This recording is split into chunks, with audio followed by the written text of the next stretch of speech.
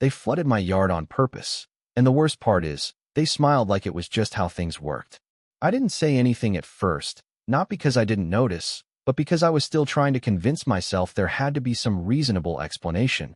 But deep down, I already knew exactly what they were doing, and I knew sooner or later, I was going to have to decide whether I was the kind of guy who lets things slide, or the kind who makes sure people think twice before crossing a line like that. I'd been living in that house for a little over 10 years, out in a quiet neighborhood just outside Asheville, North Carolina. The kind of place where people wave even if they don't know you, where lawns aren't perfect, but nobody really cares, where things just work the way they've always worked. My place sat just slightly lower than the properties behind it. Not enough to really notice unless you were looking for it, but enough that during heavy rain, water would naturally drift down toward my yard. It had always been that way. The soil handled it, the grass soaked it up, and the old neighbor behind me, a retired guy named Walter, understood the balance. We'd talked about it once over a beer, standing by the fence, and he just shrugged and said, "That's gravity, man. We don't mess with gravity." Walter sold the place in early spring, and I remember thinking I'd missed the quiet, but I didn't expect what came next. The new owners moved in fast, like unusually fast, barely 2 weeks after closing. Their names were Derek and Melissa, late 30s, maybe early 40s, the kind of couple that looked like they had a plan for everything. Clean truck, matching outdoor furniture. Even their dog somehow looked organized. At first, they seemed friendly enough, waved a couple times, short conversations, nothing deep, but polite. Just enough to pass as good neighbors. Then the renovation started. And I mean immediately. Within days, there were trucks, contractors, piles of stone, stacks of tile. Their backyard turned into a full-on construction site. They tore up the old grass, leveled sections, built raised garden beds with clean edges, installed this sleek stone patio that sat noticeably higher than before, and everything about it looked precise. Controlled. Designed. I remember standing at my kitchen window one evening, watching them measure things over and over, adjusting angles like they were building something that needed to be perfect, and I had this weird feeling I couldn't quite explain at the time, like they weren't just improving their yard, they were reshaping how everything around it would behave. Still, I didn't think much of it. I mean, people fix up their homes. That's normal, right? The first storm hit about 3 weeks later, late at night. One of those heavy southern rains where it just pours nonstop, steady and loud, the kind that usually knocks me out because of the sound on the roof. But that night, I woke up around 3 a.m. for no real reason. Just this faint sense that something felt off. I looked outside, couldn't see much, just rain falling hard under the streetlight, so I went back to bed. Morning told a different story. I stepped out back with my coffee, still half asleep, and stopped dead about 2 steps onto the grass. The entire yard was soaked, but not the normal kind of soaked, not the "it rained overnight" kind. This was different. There were puddles sitting in places that had never held water before, wide, shallow pools that didn't seem to be going anywhere. The ground felt heavy under my boots, like it wasn't absorbing anything, just holding it. I walked toward the back fence slowly, scanning the ground, trying to make sense of it, and that's when I saw it. A pipe. Not a small one either, about 4 inches wide, sticking out just over the property line on their side, angled, not straight down, not neutral, angled directly into my yard. It looked new, clean, deliberate, like it had been placed with intention, not just installed and forgotten. I stood there for a minute, just staring at it while water dripped out the end, slow now, but steady, like the tail end of something bigger. And in that moment, everything kind of clicked into place. All those measurements I'd seen, all that careful leveling, this wasn't accidental. Still, I told myself to wait. Maybe it was just runoff, maybe I was overthinking it. Then the second storm came. This time I was ready. I watched from the back window as the rain picked up, heavier and heavier, until I saw it happen in real time. Water rushing across their patio, hitting that pipe, and then pouring out into my yard in a steady, forceful stream. Not drifting, not spreading naturally. Directed, controlled, dumped. I remember just standing there, arms crossed, watching it like you'd watch someone take something from you right in front of your face, not even trying to hide it. And that's when the feeling shifted from confusion to something a little sharper. That afternoon, I walked over and knocked on their door. Derek answered, relaxed, like nothing in the world was out of place. I kept it calm, explained what I'd seen, pointed back toward the yard. He listened, nodded a couple times, then said, "Yeah, the contractor put in a standard drainage system. Nothing unusual." I told him the water was being pushed straight onto my property.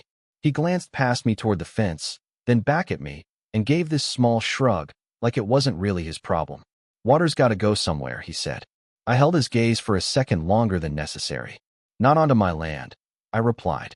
He didn't argue, didn't apologize either, just gave that same shrug, like we were talking about the weather, and said, "It'll dry." And just like that, the conversation was over. I walked back home slower than I'd walked over, not angry, not yet, just thinking. Because there's a certain kind of person who says things like that, and there's a certain kind of response they understand. And I was starting to realize I might have to speak that language. I didn't go back over there the next day, or the day after that. Not because I'd let it go, but because I'd already decided arguing wasn't going to fix anything. Derek didn't strike me as the kind of guy who responds to logic or courtesy. He responded to outcomes, to things that directly affected him. And if that was the language he understood, then fine. I'd speak it, just not the way he expected. Instead, I made a couple phone calls. First to a surveyor, a guy named Howard who'd done some work in the neighborhood before. Older guy, calm, methodical, the kind who doesn't rush a sentence. He came out 2 days later with his equipment, took measurements along the property line, checked elevation points, and spent a good hour just walking the boundary like he was reading a story written in dirt and slope. I followed him most of the time, not saying much, just watching. At one point, he stopped near that pipe, crouched down, and ran his hand along the direction it pointed. Then he looked up at me and said, "This wasn't an accident." I nodded. I figured. He stood up, brushed off his hands, and gave me the kind of look that said he'd seen this before. "Legally speaking," he continued, "they can manage water on their property, but they can't discharge it in a way that negatively impacts yours. This right here, this is directed flow." That was all I needed to hear. Not because I was planning to drag anyone into court, but because I wanted to be absolutely sure I wasn't overreacting. Turns out, I wasn't. The second call I made was to a contractor. Local crew, solid reputation, guys who did a lot of landscaping and grading work around the area. The owner, Miguel, came out that same week. Younger than I expected, but sharp. You could tell right away he knew what he was doing. I walked him through everything, showed him the pipe, explained how the water was moving, and he just listened, nodding slowly, already thinking ahead. After a few minutes, he stepped back, looked across the yard, then toward the neighbor's patio, and smiled a little, not in a mean way, just in that I see it kind of way. "So," he said, "you don't want to fight them, you want to fix it." I let out a small breath through my nose. "Exactly." He tilted his head slightly. "And if the fix happens to make a point?" I looked at him for a second, then said, "I'm not interested in damaging anything. I just want my yard back." Miguel nodded. "Got it." Then after a pause, he added, "There's a clean way to do that." That phrase stuck with me, a clean way. No yelling, no lawyers, no back and forth. Just results.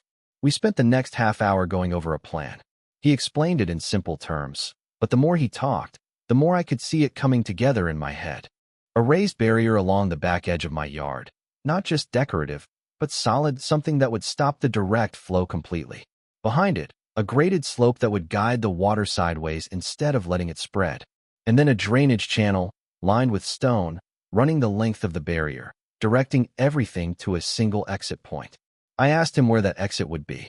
He glanced toward the far corner, where the fence line dipped slightly near Derek's patio, just barely lower than the rest. "Right there," he said. I followed his gaze, and for the first time since this whole thing started, I smiled. We scheduled the work for the following week. When the crew showed up, it wasn't subtle. 2 trucks, a trailer full of equipment, pallets of stone blocks, piles of soil. The kind of setup you don't miss, especially in a quiet neighborhood. I could feel eyes on us before I even stepped outside, and sure enough, about 10 minutes in, Derek and Melissa came out onto their patio. They didn't wave this time. Miguel's guys got to work immediately, marking the boundary line, measuring out the length, setting stakes. I stayed nearby, not hovering, but present, answering questions when needed. I could feel Derek watching, trying to piece together what we were doing, and after a while, he couldn't hold back anymore. He walked over, hands on his hips, that same casual confidence in his posture. "Hey," he called out, "what's all this?" I turned toward him, kept my tone even. "Fixing my yard." He glanced at the materials, then at the line being marked along the fence. "Looks like more than that." I shrugged slightly. "Just making some adjustments." There was a pause, the kind where both people know more is being said than what's actually spoken. Then he nodded once, like he'd decided not to push it, and walked back toward his patio. But I could tell he was paying attention now. The first phase went up fast. The crew built a retaining ridge along the entire back edge of my yard, right where that pipe faced. Not a flimsy border, not something decorative. This was solid, compacted soil reinforced with stone, rising about 2 feet high. It cut across the yard like a quiet line in the sand, simple, clean, but unmistakably intentional. From Derek's side, you could see it clearly. And more importantly, you could see what it blocked. The pipe kept dripping that day, just a light flow from leftover moisture, and every drop hit that ridge and stopped. No spreading, no creeping forward. Just stopped. But that was only half of it. The next step was shaping the ground behind the ridge. Miguel's crew worked with a level of precision that almost felt surgical, adjusting the slope inch by inch, making sure the water would move exactly where it was supposed to go. Not toward my house, not pooling in the middle, but sideways, along the boundary line. I remember standing there watching them, thinking about how strange it was that something as simple as water could turn into this whole situation. How something invisible, something you don't think about most days, could suddenly become the center of a conflict. By the second day, they started installing the drainage channel. A long, clean trench filled with stone, running parallel to the ridge, designed to catch and carry everything that hit it. It looked good, I'll admit that, almost like it belonged there all along. Derek came out a few times while they were working, pretending to check things on his phone, walking the edge of his patio, but always glancing over. Melissa stayed mostly inside, though once I caught her watching through the sliding door, arms crossed, expression hard to read. Neither of them said anything else to me, and I didn't say anything to them. By the end of the third day, everything was in place. The ridge stood firm, the channel ran clean, and the slope was set just right. All that was left was to wait. And as luck would have it, we didn't have to wait long. The forecast called for rain 3 days later. Not a light drizzle, a full storm. I remember waking up that morning before the rain started, sitting at the kitchen table with a cup of coffee, just listening to the quiet, knowing it wasn't going to last. There's a certain kind of anticipation that builds when you know something's about to happen, something you've set in motion but haven't seen play out yet. It's not excitement exactly, it's sharper than that. By late afternoon, the sky darkened, and the first drops started to fall. I stepped out onto the back porch, hands in my pockets, and waited. The rain didn't come down all at once. It built, slow at first, like it was testing the ground, tapping lightly across the roof, the kind of steady rhythm that makes everything feel calm before it turns into something else. I stood there on the back porch, leaning against the post, watching the first thin stream start to form along the edges of the yard, and then, like clockwork, it picked up. Heavier. Louder. The kind of rain that doesn't ask permission. I didn't have to look toward the fence to know what was happening on the other side, but I did anyway. Water was already moving across Derek's patio, collecting along the edges of that clean, raised stonework he'd been so proud of. It slid toward the back, just like before, only now I could see it more clearly, how intentional it all was. The angle, the slope, the way everything funneled toward that one pipe. And then it came. A steady, forceful stream bursting out of the pipe and shooting straight toward my yard. Only this time, it didn't get far. It hit the ridge with a dull, wet thud and spread for a split second before being caught, redirected, pulled sideways into the channel. Clean. Controlled. Exactly the way Miguel said it would be. I felt something shift in my chest right then. Not satisfaction, not yet, more like confirmation. Like watching a plan step out of your head and into the real world, piece by piece, doing exactly what it was designed to do. I noticed movement out of the corner of my eye. Derek had stepped out onto his patio, standing just under the edge of the overhang, staring at the same thing I was. For a second, we didn't acknowledge each other. We just watched. The water kept pouring, hitting the ridge, sliding into the channel, picking up speed as it moved along the boundary line. It didn't spill over, didn't scatter. It stayed tight, focused, like it knew where it was going. and then it reached the corner, that one low point near his patio. At first, it was subtle, just a small collection, nothing dramatic. But the rain didn't stop, and neither did the flow. More water followed, then more after that, each wave adding to the last until the surface started to rise, slowly, steadily, right along the edge of his tiles. Derek shifted his weight, stepped a little closer, like maybe changing his angle would change what he was seeing. It didn't. I walked down off the porch and stood in my yard, not too close, just enough to see everything clearly. The ridge held firm behind me, the channel doing its job without a single overflow. My grass stayed intact. No flooding, no pooling. Just damp, the way it used to be. On his side, different story. The water wasn't deep, maybe an inch or two at most, but it didn't drain. That was the key. It just sat there, collecting in that slight dip his new design had created, spreading across the surface of those carefully laid tiles. Not destructive, but persistent. The kind of thing that doesn't go away overnight. After a minute, Derek finally looked over at me. Not angry, not yet. Just confused. Trying to process. I met his gaze, gave a small nod, then looked back at the water. He followed my line of sight, and I could almost see the moment it clicked in his head. The pipe, the ridge, the channel, the corner, all of it connecting at once. Neither of us said anything. We didn't need to. The rain kept falling for another hour, and by the time it slowed to a drizzle, the outcome was already set. My yard had held. His patio hadn't. Not ruined, just inconvenienced in a very specific, very targeted way. The next morning, the sky cleared up like nothing had happened. Sunlight hit the yard, steam rising faintly from the grass. I walked out back again with my coffee, same as a few days before, but this time, everything felt different. My side looked normal, healthy, balanced. His side still had patches of standing water clinging to the edges of the patio. I didn't go over there. I didn't have to. 2 days later, he came to me, knocked on my door mid-afternoon. I opened it, and for the first time since we'd met, he didn't have that relaxed, dismissive posture. His shoulders were tighter, his expression more measured. "Hey," he said. "Hey." He hesitated for a second, like he was choosing his words more carefully than before. "I've been having some water, collecting near the patio." I leaned lightly against the doorframe. "Yeah," I said, calm, neutral. He glanced past me for a moment, then back. "I was wondering if maybe something on your side could be adjusted. The way the ground is sloped now." I let him finish, then gave a small nod. It already was adjusted. That landed. He didn't respond right away. Instead, he looked out toward the yard, toward the fence line, toward that channel he'd been watching all week. Then his eyes shifted slightly, just enough to catch the angle of his own pipe in the distance. And there it was again, that moment of understanding. Only this time, it came with something else. Not quite frustration, more like reluctant respect. He exhaled slowly. "So, what do you want?" No attitude. No shrug. Just a straight question. I didn't rush the answer. "I want the pipe redirected," I said. "Away from my property. The way it should have been in the first place." He nodded once, like he'd expected that. "All right." We stood there for another second, not unfriendly, not friendly either, just two people who had finally reached the part of the conversation that mattered. "Okay," he said again, quieter this time. Then he turned and walked back toward his house. A week later, a contractor showed up on his side. Different crew. They reworked the drainage, adjusted the angle, extended the line so it fed into a proper runoff area that didn't cross the property line. I watched from a distance, same way he had watched me.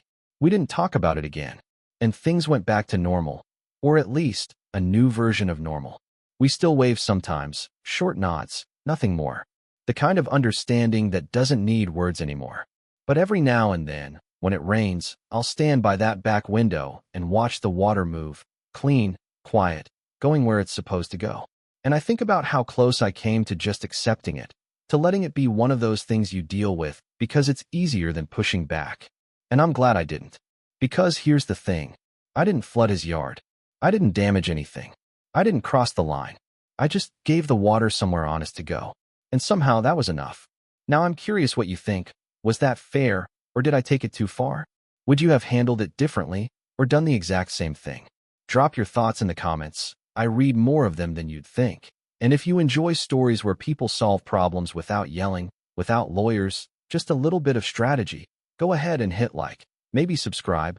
There's plenty more like this coming.